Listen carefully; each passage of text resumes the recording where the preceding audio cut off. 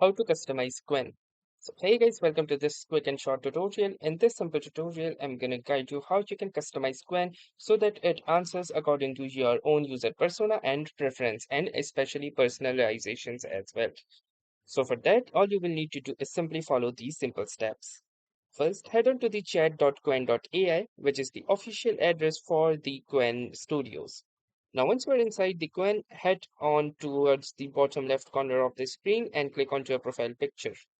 Then from here, click Settings, and within Settings, click Personalization. Now, inside Personalization, you will see this Customize Qwen option. So click onto the Settings, and from here, you can set the personalization options. From here, you have this first field that says, what would you like Qwen to call you? You can simply enter your nickname. Then it asks, what would you like Qwen to know about you to better tailor its responses for your needs? For example, preparing for high school students, Python developers, or Little Red Book creators.